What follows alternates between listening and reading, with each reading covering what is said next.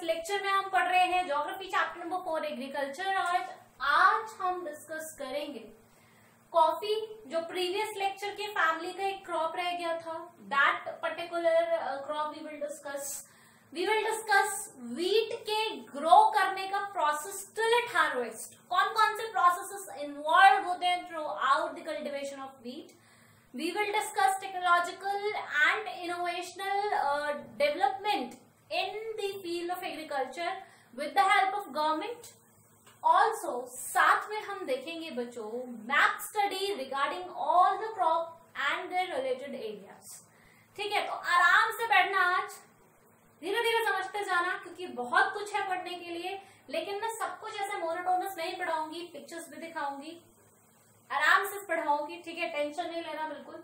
चलो let us begin with coffee. Coffee का जो रेनफॉल है बेटा वो 1.5 से 2 मीटर का रहता है, फॉलोड बाय बारिश के बाद कॉफी अगर आपको बढ़िया अरेबिका क्वालिटी की चाहिए तो आपको 2 से 3 मंथ ड्राई चाहिए, एकदम धूप और सूखा।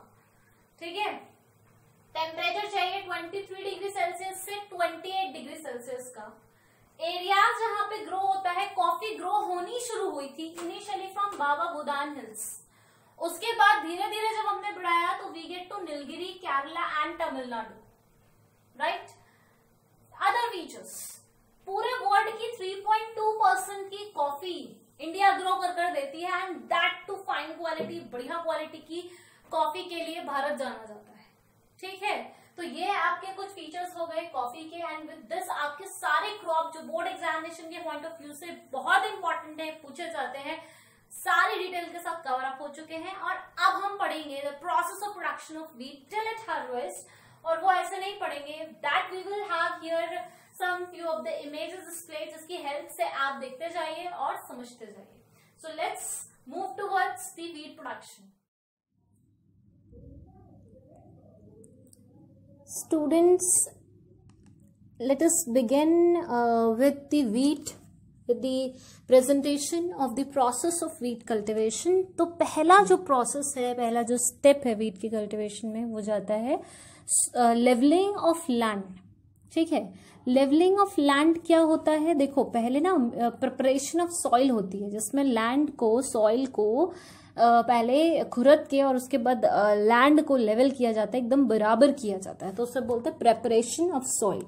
ठीक है, I hope you people have well versed with this process, मतलब ठीक है। नेक्स्ट है सोइंग। अब जब आपने लैंड को, आप पिक्चर में देख सकते हो किस तरीके से आपने लेवल कर दिया है। अब जब लैंड आपकी एकदम तैयार हो गई है, मिट्टी तैयार हो गई है, सॉइल, तो आप क्या करोगे?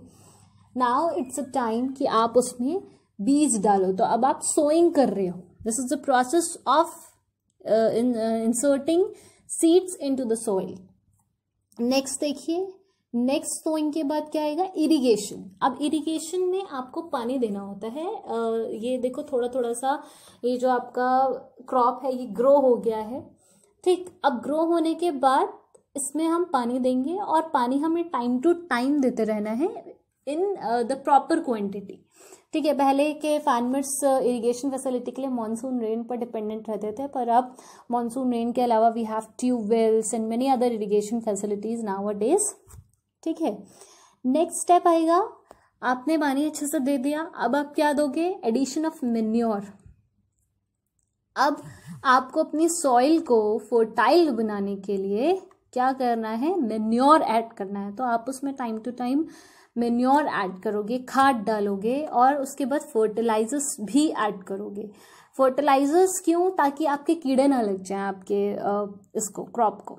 ठीक है, अब ये काम करने के लिए साथ में मशीन्स का भी इस्तेमाल होता है। अब तो स्प्रिंकलर्स आने लगे हैं, स्प्रिंकलर्स की हेल्प से फर्टिलाइजर्स स्प्रेड होते हैं, और वीड्स को रिमूव किया जाता है। वीड्स जो अनवांटेड प्लांट्स आ जाते हैं, ठीक है, उनको रिमूव किया जाता है। उनको रिमूव करने के लिए भी 2 तरीके हैं, या तो आप मैनुअली या हाथ से कर सकते हो, उसमें लेबर लगेगा, आपको लेबर देना पड़ेगा, या फिर आप किसी मशीन का भी इस्तेमाल कर सकते हो वीड्स को रिमूव करने के लिए। ओके, नेक्स्ट, अब आपका क्रॉप ये सारी एक्टिविटीज करते करते तैयार हो जाता है, और इस कलर का वीट दिखने लगता है गोल्डन कलर का। ठीक है, अब आप इसको हार्वेस्ट कर सकते हो, अब आप इसको काट सकते हो। काटने के लिए भी हार्वेस्टिंग मशीन आ गई है अब। ठीक है, आपको वो चलानी है और वो अपने आप हार्वेस्ट कर देती है।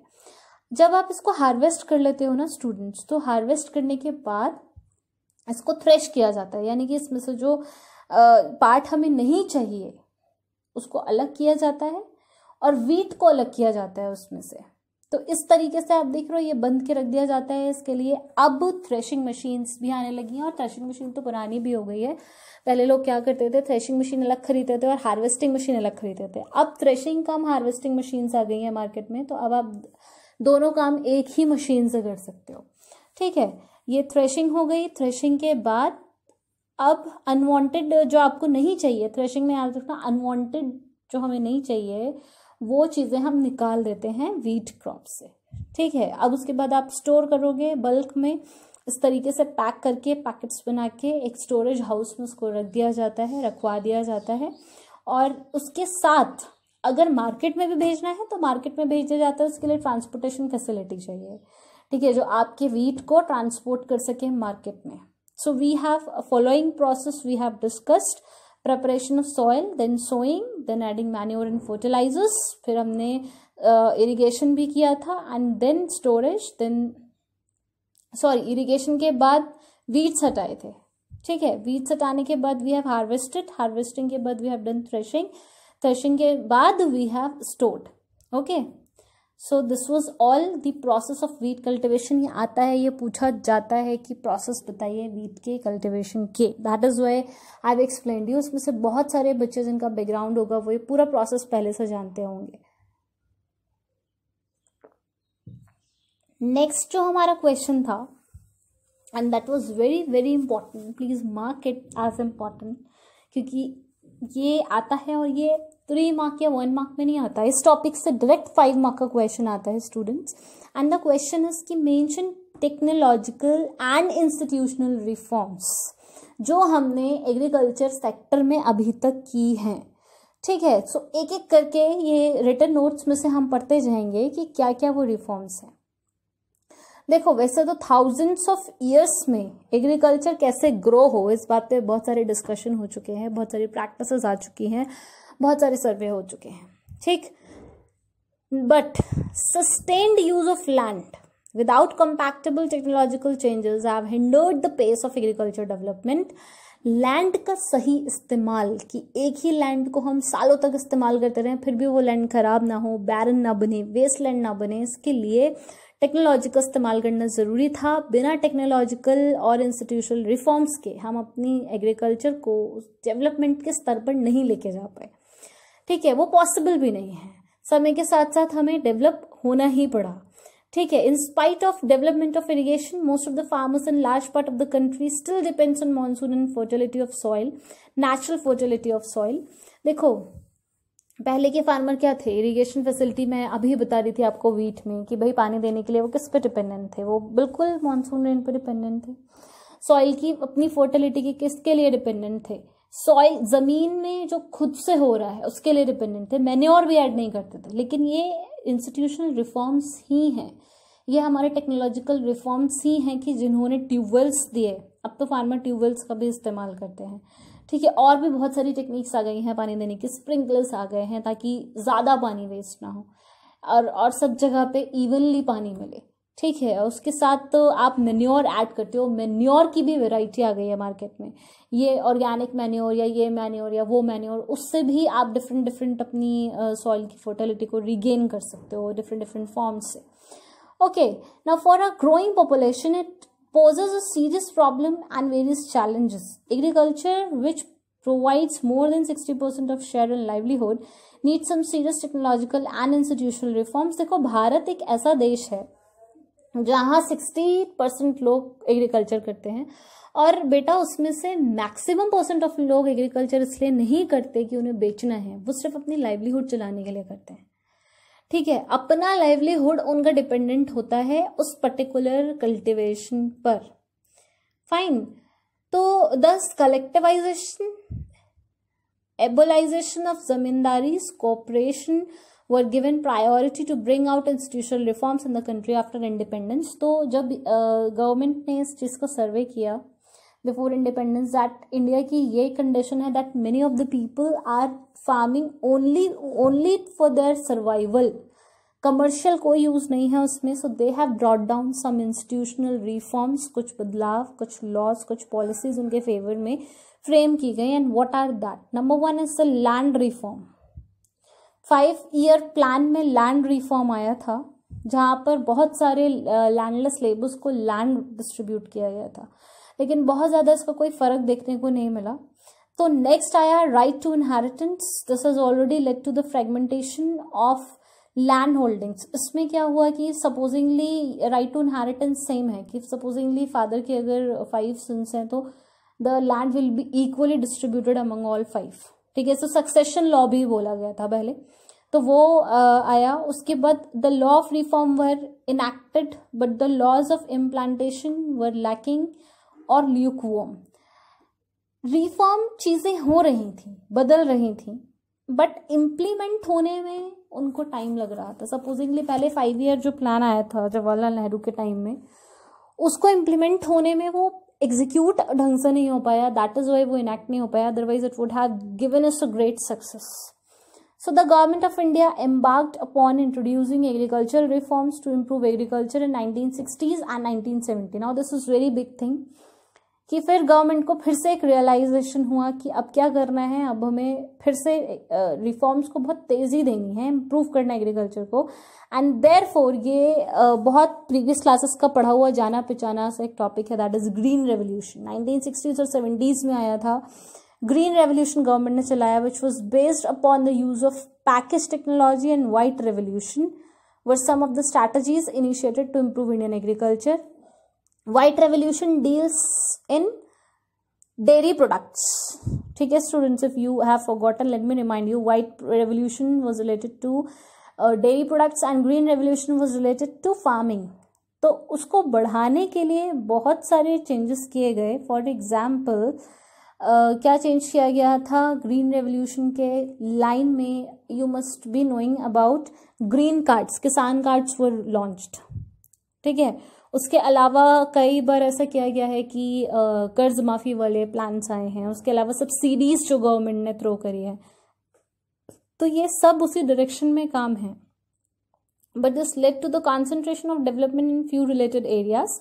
बट इसका भी एक डिसएडवांटेज सामने आया कि सारे लोग इवनली इस चीज का फायदा नहीं उठा पा रहे थे. फ्यू एरियाज, टारगेटेड एरियाज के पास तो बहुत ज्यादा एडवांटेज था, whereas the other areas remain aloof. ठीक है. तो 1980s और 90s के टाइम पर फिर एक लैंड डेवलपमेंट प्रोग्राम लॉन्च किया हमने, and which include both technological and institutional reforms. Previous जो ग्रीन रेवोल्यूशन और व्हाइट रेवोल्यूशन आया था वो सिर्फ इंस्टीट्यूशनल रिफॉर्म्स था, गवर्नमेंट प्लान था. लेकिन फिर हमने जब उसको देखा कि ये बहुत हाई सक्सेस इवनली नहीं दे पा रहा है, तो 80s और 90s में हमने टेक्निकल रिफॉर्म्स भी उसमें ऐड कर दिए. और वो क्या था? Crop insurance. अब आप जानते हो फार्मर अपना क्रॉप का इंश्योरेंस ले सकता है. फ्लड आ जाए, ड्रॉट आ जाए, साइक्लोन आ जाए, फायर हो जाए, मान लो किसान को ही कुछ हो जाए या उसका क्रॉप खा जाए कोई. ठीक है. तो उस केसेस में क्या होता है, जो ग्रामीण बैंक बने हुए हैं, जो भी ऐसे बैंक्स बने हुए हैं जो सरकार ने सिर्फ फार्मर्स के लिए बनाए हैं, कोऑपरेटिव सोसाइटीज बनाई हैं, वो लोन देती हैं ऐसे फार्मर्स को जिनके साथ इस तरीके की इंसिडेंट हो जाता है, मिसहैप हो जाता है. ठीक है. साथ में क्रॉप इंश्योरेंस तो उनको मिलता ही है. ऊपर से मैंने आपको ही बताया है भाई, किसान क्रेडिट कार्ड लॉन्च किया गया है, ग्रीन कार्ड के नाम से भी चलता है इसका नाम. पर्सनल एक्सीडेंट इंश्योरेंस स्कीम, तो ये भी हमने इंट्रोड्यूस करी है. ये गवर्नमेंट ऑफ इंडिया की तरफ से दी जाती हैं फार्मर्स को. More special weather bulletins and agriculture programmes for farmers were introduce on radio and television. मान लीजिए कई बार आपने देखा भी होगा कि अगर जो हमारे कोस्टल एरियाज हैं या जो ऐसी जगहें हैं जहां पर पहले से ही वेदर प्रोटेक्शन हो जाता है, तो रेडियो टेलीविजन पर उनको अलर्ट दे दिया जाता है. ठीक है. तो ये किया गया है कि ताकि वो अपने सेफ्टी मेजर्स ले लें इससे पहले कि डिजास्टर उनको डिस्ट्रॉय करे. सो गवर्नमेंट इसके अलावा भी बहुत कुछ कर रही है. मिनिमम सपोर्ट प्राइस क्लास 9 की फूड सिक्योरिटी वाले चैप्टर में आपने पढ़ा होगा कि गवर्नमेंट खुद फार्मर का, ताकि वो हैरस ना हो, एक्सप्लॉइट ना हो मार्केट में जाके, तो उसका मिनिमम सपोर्ट प्राइस पर उससे चीजें खरीद ली जाती हैं. ठीक है. इससे फार्मर्स क्या हो कि किसी भी बीच के आदमी से, किसी भी एजेंट से ठीक है, वो एक्सप्लॉइट नहीं किया जा सके। तो ये सारे रिफॉर्म्स है टेक्नोलॉजिकल और institutional that was taken by the government. Quick revision कर लेते हैं क्योंकि अभी तो आप एक एक करके पॉइंट्स पढ़ रहे थे, और अगर हैंडी नोट्स बनाने हो तो देखो सबसे पहले तो ग्रीन रेवोल्यूशन आया 1960s-70s में गवर्नमेंट की तरफ से, and then we went on to the white revolution also. 5 year plan पर गए। जब हमें पता चला कि बढ़िया से काम नहीं कर रहे हैं तो हमने 90s और 80s में फिर से गवर्नमेंट ने एक और प्लान निकाला, and that was Kisan credit card, crop insurance, then we have personal accident insurance scheme also farmer के लिए दी गई। स्पेशल वेदर बुलेटिन्स बनवाए गए जहाँ पे रेडियो और टेलीविजन पे उनको अलर्ट्स दिए जा सकते होंगे। देन ग्रामीण बैंक कनेक्ट करवाया गया, ठीक है, कोऑपरेटिव सोसाइटीज बैंक जो ऐसे लोगों को लोन दे सकती हैं, फार्मर्स को लोन दे सकती हूँ। Crop insurance very very important, again flood, drought, cyclone, disease, ठीक है, ये टिप्स पे याद करने वाली चीजें हैं बच्चों। उसके बाद मिनिमम सपोर्ट प्राइस पर गवर्नमेंट उनसे फार्मर्स उनकी क्रॉप ले लेती है ताकि एक्सप्लॉइट ना किया जाए फार्मर्स को। इसके अलावा भी सब्सिडीज के बहुत सारे प्रोविजंस हैं बच्चों। तो ये सारे जो एडवांसमेंट्स हैं इन एवरी एस्पेक्ट्स, ट्यूबवेल्स, ठीक है, उसके लिए अगर खरीदनी है फार्मर को तो उसके लिए वो लोन उठा सकता है, उसका अलग प्रोविजन है कोऑपरेटिव और ग्रामीण बैंक्स में। तो ये सब सुविधाएं दे रही है वो, टेक्नोलॉजिकल एस्पेक्ट में भी फार्मर को आगे बढ़ा रही है और इंस्टीट्यूशनल रिफॉर्म्स तो ला ही रही है उनके लिए daily. So this was a very very important question जो बोर्ड में पूछा जाता है। ये सोच कर कि आप बच्चे हैं तो आपको सीरियस एस्पेक्ट्स और प्रैक्टिकल प्रॉब्लम्स पहले जो हमने डिस्कस किया और फिर उसको सोल्यूशन जो गवर्नमेंट ने दिया वो पता होने चाहिए। तो ये बहुत इंपॉर्टेंट है, लिख के रख लो, 5 मार्क क्वेश्चन है, आएगा ही आएगा। Okay, so now it is the time for all of us to go ahead with the map study. Previous lecture में we have discuss some crop family, important crop family जो हमारे board examination के लिहाज से बहुत जरूरी है। वो सारे क्रॉप के एरियाज हम डिस्कस करेंगे कि where they are grown on map, क्योंकि ये मैप क्वेश्चंस आते हैं चैप्टर से, ठीक है। वो पूछ लेंगे कि शेड कर दीजिए एरिया जो वीट का है, या आइडेंटिफाई करो, एरिया शेड करके दे देंगे, identify which type of crop is grown on particular land, shaded area, तो यू हैव टू आइडेंटिफाई। सो उसके लिए map study is very very important. So get set yourself, few more minutes and we'll study the map and then we are going to finish the lecture today, okay? बहुत ज़्यादा map हमें discuss नहीं करना है students. NCERT के 2 बहुत important map हैं that is given in your book, we are going to discuss that. First is based upon rice production. Rice production के हमने एरियाज डिस्कस किए थे in one of the lecture in the playlist, that where what all the areas जहाँ पे हम rice produce करते हैं। तो rice is grown in northern eastern and coastal and deltaic regions. तो आप अगर देखेंगे, आप ये मैप देखिए राइस का, और बहुत क्लियरली देखो यहाँ पे कि what all are the areas जहाँ पे राइस ग्रो होता है। तो राइस आप डेल्टिक रीजन्स देख लो सबसे पहले, देखिए जहाँ डेल्टा बनते हैं, पूरा रीजन जो है वो शेडेड है। नॉर्दर्न प्लेन्स देख लीजिए आप, नॉर्दर्न ईस्टर्न एरियाज देख लीजिए आप, तो नॉर्दर्न ईस्टर्न में तो बहुत ज़्यादा राइस खाया जाता है, ठीक है। बंगाल तो फेमस है चावल खाने के लिए, उड़ीसा फेमस है चावल खाने के लिए, तो वो सारे एरियाज यहाँ पे शेडेड हैं, आप देख सकते हैं, ठीक है। कोस्टल एरियाज भी देख लो, दोनों कोस्टल एरिया देख लो, दोनों कोस्टल एरिया शेडेड हैं। एक माइनर पे शेडेड होगा, एक मेजर पे शेडेड होगा, पर दोनों शेडेड है। सो ये जो पूरा शेडेड पोर्शन दिख रहा है बच्चों, ये पूरा पोर्शन हमारा कवर अप है with rice grown areas covering the north part also. Punjab और हरियाणा भी है इसमें, और उत्तर प्रदेश के भी एरियाज हैं इसमें, आप देखो बिहार भी है।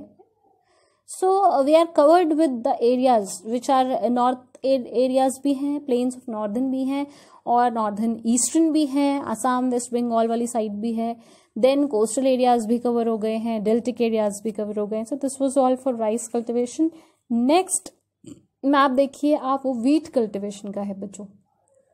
तो व्हीट कल्टिवेशन का भी सेम है, आपके एनसीईआरटी में गिवन है माइनर एंड मेजर, ठीक है। बहुत ज्यादा ग्रो करने वाले और कम ग्रो करने वाले, पर ग्रो करते हैं ऐसे एरियाज। तो आप देख सकते हैं व्हीट का हमने पढ़ा था भाई, पंजाब, हरियाणा, उत्तर प्रदेश, बिहार, राजस्थान और मध्य प्रदेश तो मेजर हैं, और वो सारे एरियाज इस मैप में शेडेड हैं। Just have a look, Punjab, Haryana, Bihar देख लीजिए आप शेडेड है, राजस्थान देख लीजिए आप कुछ पार्ट्स, मध्य प्रदेश के कुछ हिस्से शेडेड हैं, उत्तर प्रदेश शेडेड है, तो भाई वीट कल्टिवेशन का तो उत्तर प्रदेश हब है, तो ये सारे एरियाज हमारे शेडेड हैं और यहाँ पे हम वीट कल्टिवेट करते हैं। तो this map I want to show you, क्योंकि ये पूछा जाता है और सिर्फ राइस और वीट नहीं पूछा जाता बच्चों, ये तो इम्पॉर्टेंट है, तो I have shown you, it's given in your NCERT also.